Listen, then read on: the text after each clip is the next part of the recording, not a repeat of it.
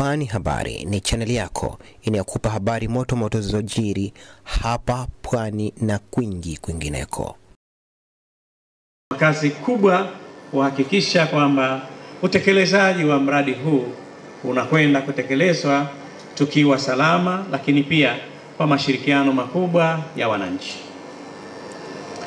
Ndugu wananchi, mabibi na mabwana, kwa kuhitimisha hotuba yangu, napenda kuwapongeza wananchi wote kwa kuhudhuria kwa wingi katika shughuli hii, na muomba Mwenyezi Mungu atuzidishie upendo, utulivu pamoja na moyo zaidi wa kuipenda nchi yetu.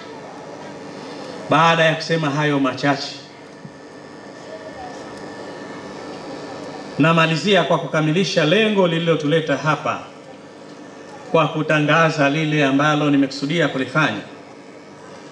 Kwa niaba ya Mheshimiwa Dr. Hussein Ali Mwinyi, Rais wa Zanzibar na Mwenyekiti wa Baraza la Mapinduzi, napenda kutamka rasmi kuwa leo tarehe 25 Septemba 2025 nimeizindua rasmi kazi za ujenzi wa uwanja wa ndege wa Pemba pamoja na barabara ya Mkoani Chake Chake.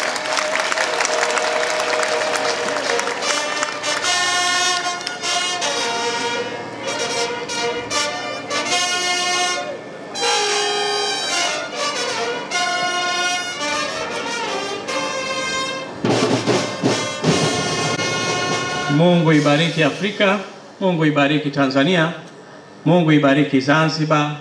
Asanteni sana kwa kunisikiliza. Na mradi huu unategemewa kugharimu jumla ya euro milioni 93,337,402. Mradi huu pia utatekelezwa kutokana na fedha za mkopo kutoka serikali ya Uingereza kupitia mfuko wa United Kingdom Export Finance na Deutsche Bank ya nchini Uingereza. Serikali ya Mapinduzi Zanzibar ilisaini mkataba wa ujenzi na kampuni ya Proper Zanzibar Road Construction mnamo tarehe 19 Septemba 2022. Mheshimiwa mgeni rasmi, barabara hii yenye urefu wenye kilomita 43.5 itajengwa kwa kutumia lami ngumu na ina upana wa mita 12 kwa maeneo ya nje ya mji, itakayokuwa na barabara mbili na upana wa mita 21.5 katika maeneo ya mji ya Mkoani Chake Chake, na njia ya kutoka Chanjani hadi kufika uwanja wa ndege itakayokuwa na barabara 4, na itahusisha pia njia za watembea kwa miguu na taa za barabarani pamoja na alama zote muhimu za usalama wa barabarani.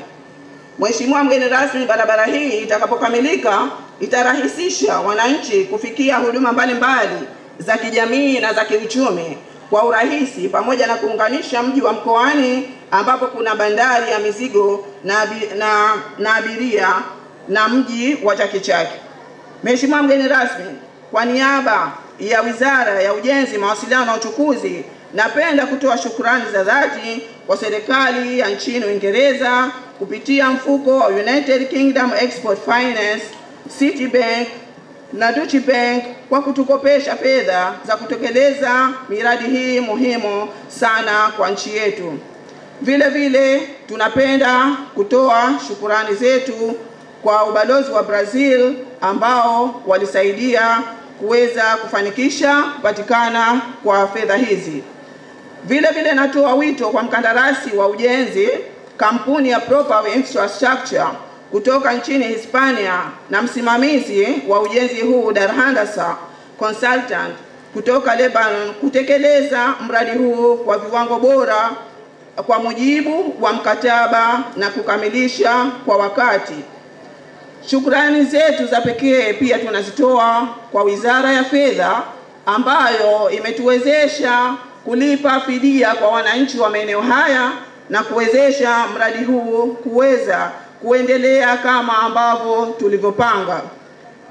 Lakini shukrani za kipekee kwa Mheshimiwa Rais mpendwa wetu Dr. Hussein Ali Mwinyi. Dr. Hussein safi! Dr. Mwinyi oye!